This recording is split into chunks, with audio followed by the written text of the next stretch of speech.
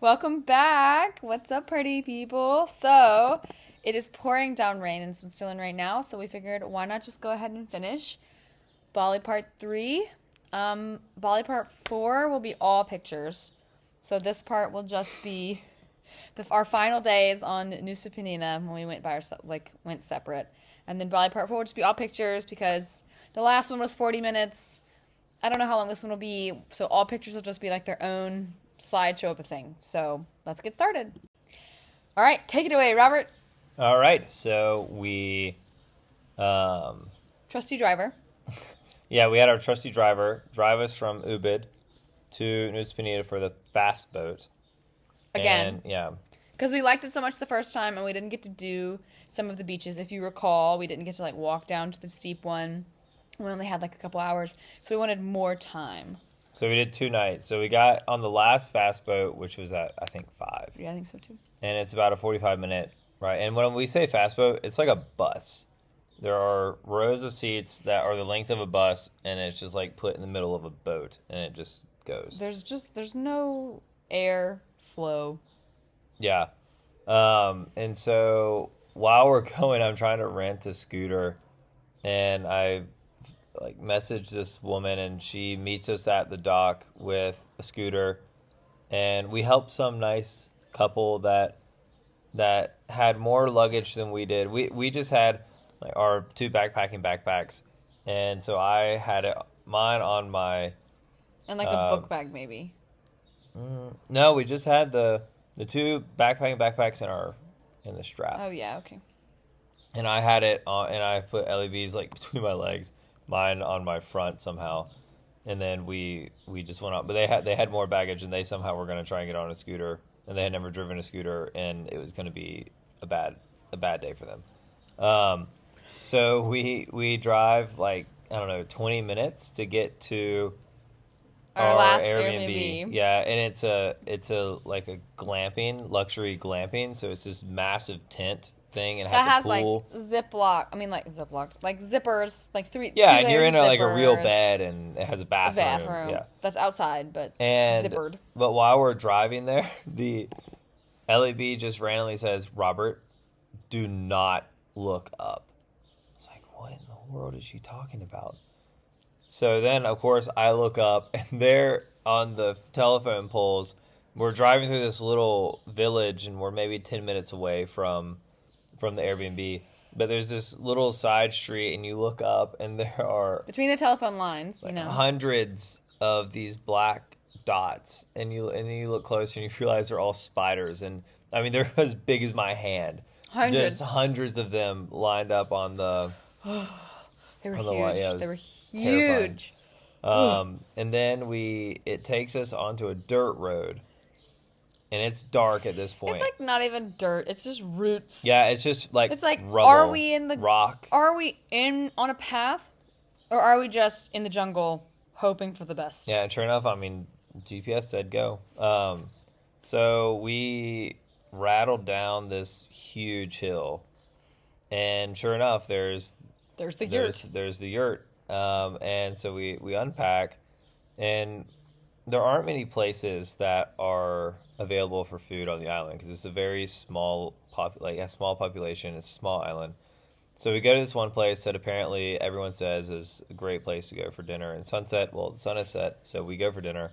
And it wasn't just mediocre. It was bad. Subpar. Everything was very cold. Yeah. They had just gotten out of the fridge and had forgotten to heat it up. I mean, even it was the only bad meal we even really the had. water, we were oh, I don't want to drink this bottle of water. It was just everything. I don't even remember what I got. Yeah. I think I got something safe too, French fries, and it was just not. So No. dinner was less than good. Yeah. So then I've been messaging this guy to do some snorkeling for the next morning, and so the people brought us some breakfast, eggs and a smoothie bowl.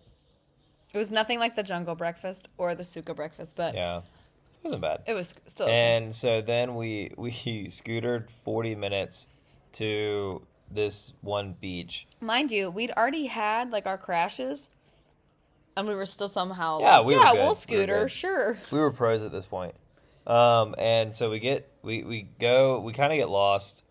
Finally, get to the beach, and I mean, it is a run down beach. This is not a beautiful beach like you've been seeing on the pictures. I mean, it's the sands are cool though because the sand was black. I think it was like a volcanic. It wasn't black. It was like regular sand. It was a weird sand. It was like a dirty sand. Yeah, yeah. But like not trash dirty. It just everything Yeah. kind of felt ramshackle. And it definitely wasn't the tourist beach. Uh-uh.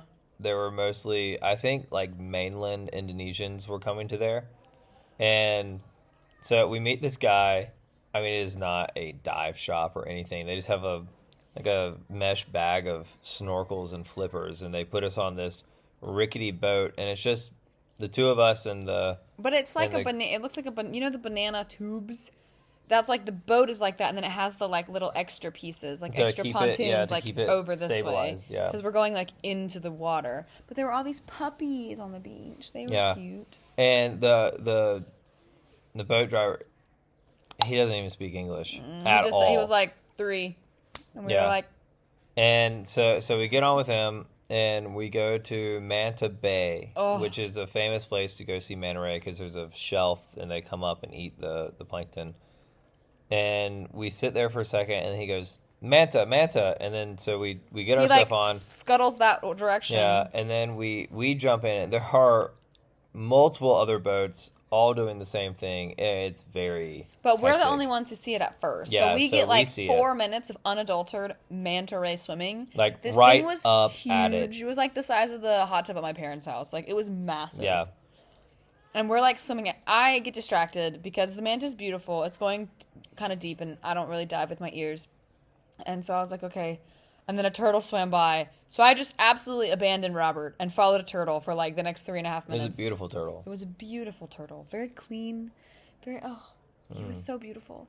And then unfortunately, the reason the manta were like out to play, because more came, but we only saw the one, was because there was like They eat plankton and this like really small jellyfish. a herd or a gaggle or a murder, whatever the plural grouping of jellyfish is. But they were like fingernail size. Let's see what it's called. And they, like every couple seconds, you'd be swimming through and it'd be like, zing, zing, zing, zing, zing, zing, zing. Like it was like you were getting like tiny electrocuted, or like it honestly felt like little tiny slices. Oh my God, they're called a smack. Collective nouns for A jellyfish. smack of jellyfish. So there was a huge smack of jellyfish, and they were smacking us. we were getting popped. like we'd only been in the water for like 10 minutes, and I was like, I gotta get out of here. Like I was swimming like this, hoping that it wouldn't like keep Yeah. smacking me in the like throat. I was like, So we get out, and then we go to Crystal Bay, and it was true to its name. I mean, it was crystal clear, and an Uncomfortably incredible, clear. incredible coral for like as far as the eye could see. tourists though, like there's not a lot of infrastructure for it. Like there's no guiding you saying like don't touch that. So like a lot of people would like go to the bottom and like push off of the coral. They're like anchoring into Yeah, coral. it was kind of a shame. I mean, it was kind of like in Saudi when they just threw the anchor in, but our guy didn't anchor, luckily. No, he just And- piddled and waited for us to come back. So I mean, it was cool.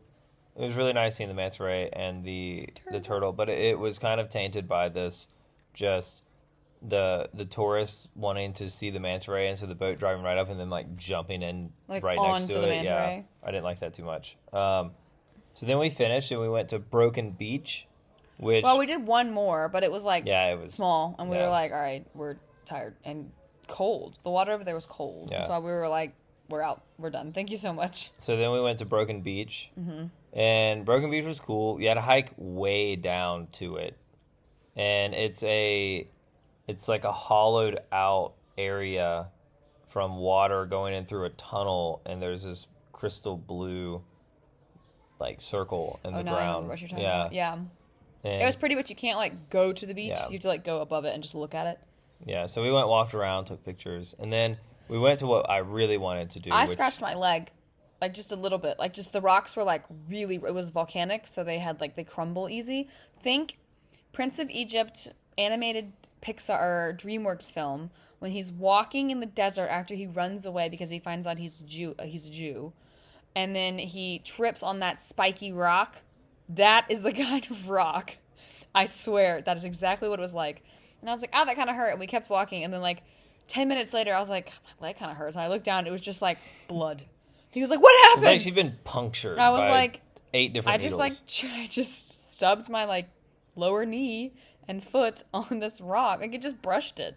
But it, like, was so sharp that it was deep enough to just shred. Yeah. It's very painful. So then we did the long journey to Kelly King Beach, which otherwise known as Dinosaur Beach. And it was kind of a nightmare getting there because it was like the middle of the day. It was a weekend, and everyone was going because this is one of the most famous beaches in the world, or in Bali, and it's one of the most Instagrammable spots. So we get stuck in some like very narrow jungle road traffic. Yeah. And we finally get there. And then we look down, and because we the plan was to go onto the beach. We didn't realize how far down the beach was, but in the end, we are so glad we did, because there were thousands or hundreds of people up top taking pictures. It was super annoying. All these like Brits and Aussies and really like drunk people, yeah. Okay. And then we started doing the trail down, and I mean, it was down a cliff. And at points, we were scaling said cliff. Yeah, it would just have down. like a singular railing. Yeah, it took us about 45 minutes to get down. Wait, is this the one with the fat guy in front of us, or the family in front of us? No, the family was in front of us. And they were going very slow. Like, they were, like, in flip-flops. We had our Chaco's Tivas on. They were, like, inching down. Which, LAB. Love my Tivas. Mm-hmm. I will sing Tiva's praises to the end of the days. Love my Tivas. Yeah, we were able to do all of this because she got the Tivas. And so we finally get down on the beach, and it was incredible. It was incredible. We spent maybe like 4 hours just in the water playing. Because the waves, like the way the beach was shaped, it was like kind of a cove. So the waves would like come in, but then they'd build even more to get into the cove, and then they'd like turn really quickly. And they would break. There wasn't like a area between the surf breaking and the beach, the sand. So the waves just went up and went pull straight back down. all the water and just hit the beach. So you could go and swim out like to the waves. Like at Litchfield, you swim past the waves breaking, and then you have like peace and quiet. Not possible. So you would swim out to like right where they're breaking, and you could swim a little over it, and you would just kind of like surge with it, or you could swim right up to the breaking point, and it would like throw you in the sky. And if you like didn't, fully out of the water, like you are vertical, like the Little Mermaid with her hair, like you are vertical, and you could quickly like push yourself backwards, or it would just, as Robert say, suckle you. It would take like you, it would rip your feet out from under you and throw you into the It would take sand you. and There was surf. one point where I went so high above Robert, and I'm looking down at him, and I was just like, uh-oh, help. And she said, help. And then it just, and you're gone. I mean, you're underwater, and it's, being a beach person, I wasn't afraid, because I was like, I will come to the surface. Like waves don't last forever. Eventually, I will come to the surface, right? This isn't like a river where I'm going to get stuck in a turbulent thing. But I was like, at one point, I'm pretty confident my feet came out of the water because my head was just in the sand. Like, yeah, and we had sand because it just, you would do it once or twice, then you would get kind of used to the sensation, so you could tell when it was coming. But sometimes you'd be like, I'm doing great. And then you'd be like, no, I'm not. Yeah. And I mean, these waves weren't like waves that you see at a regular beach. No. They were way over your head. Like, if you got stuck, so these guys realized that if you waited in front of it, like if you let all the water go out and then you kind of stood underneath it, you could swim into it, kind of what we were doing from the backside. You could do it from the front side, and you could like kind of catch it on the top end. So or even you could wait long enough for it to crash, but the surge is still pulling you. So like you're on the backside of it. So you're like, and the surge pulls you in, and then you can like ski on your feet behind it on the sand. It's wild. Yeah, it's very, we're doing a horrible job explaining it. We have videos of like the waves, but they just don't do it justice. Yeah. So but we there'd just be had times a great where time we would be there. at the top, and these mother truckers would be down at the bottom, and so you're looking like it had to be 10 feet down. Yeah. when you're at the top and they're at the bottom going, that man's going to die. I'm going to crush And him. it was great because, I mean, no one was coming down the mountain. I mean, there was maybe 30 people I down think it there. got like busier towards the end of the day, but like when we first It never got there, topped 35 people. And it was all people either our age or maybe 5 years younger or 5 years older on either side.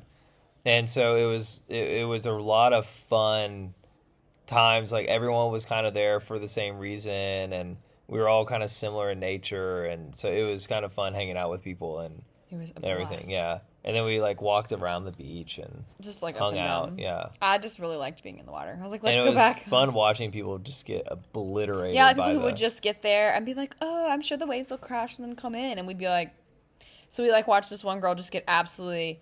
It was like watching a Flavor train wreck. blasted, She yeah. like her arms went one way, her legs went the Yeah, other. she came up and her like hair was just sand. like have you seen Moana when she washes up onto Maui's beach and she like goes like this and her hair's like crazy and just like it is sand and then she shakes it out. That was with this poor ginger woman, and she was like already red from the sunburn. I'm like, you're about to get like your skin ripped off if you're not careful, because you'd get sucked out and then thrown back on the beach.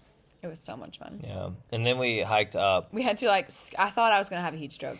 Yeah, because it got really hot at the end of the day. And I mean, you are climbing a Like- cliff, and it's a long, it took us 45 minutes again to get to the top, maybe longer. Because you're like And- basically rock climbing. Yeah. And LAB didn't really want to stay because she was really, I think, like overheating and very hungry. Very hungry, which is kind Yeah. of a theme on our trips. Especially this trip. LAB's The not thing well is, rested like- and not well fed. If breakfast isn't big enough, and then I go to the bathroom, then I have nothing left, right? Like my dad can attest. Like my whole family really, I have to have like 2 breakfasts. Like I have like a breakfast, go to the bathroom, and then I have like a big breakfast.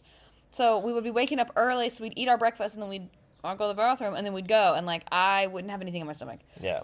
And you can only eat so many granola bars, and you can only eat so much candy to try to hold yourself over. And so I was like, Robert's Yeah. like, let's watch the sunset. Because, I mean, it was an incredible sunset. I was like, let's watch it from above so I can go get like at least an ice cream or something because I'm starving to death. I was so hungry.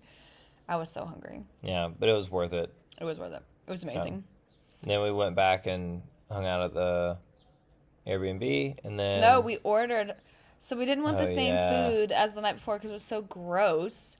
So we ordered.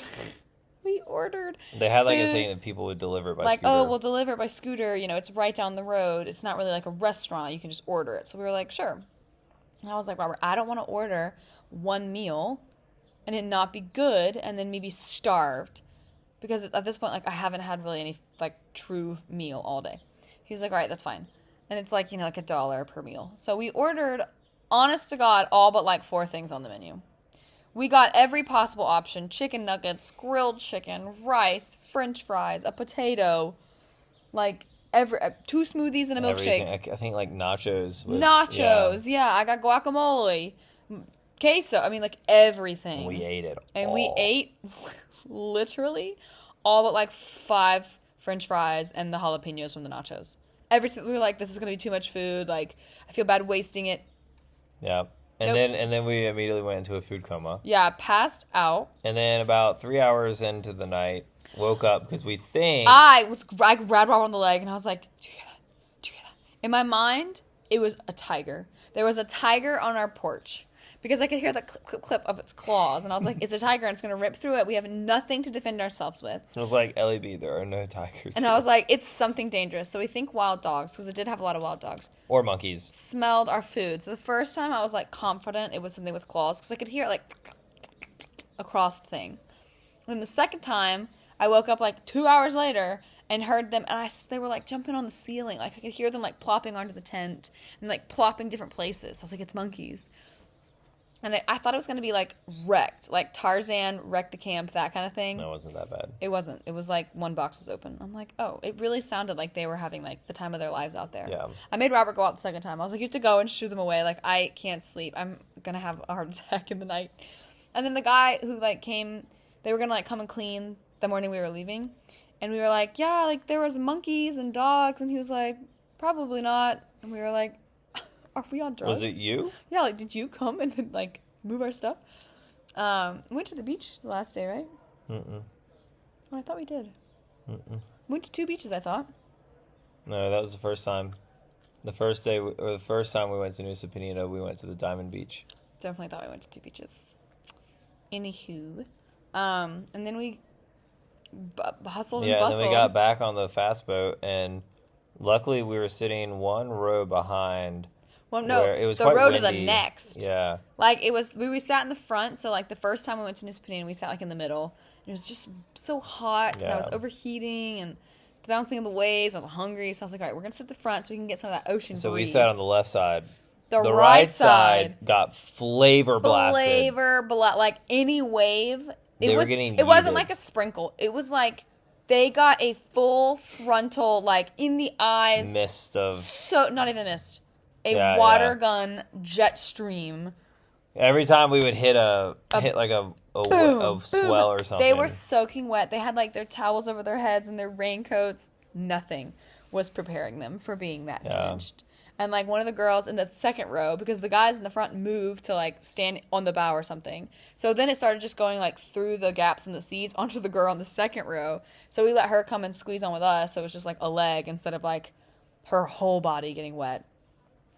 And then our guy was at the place waiting for us.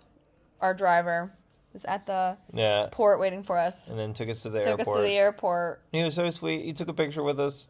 I know. And he listened to pop songs, but reggae. But reggae.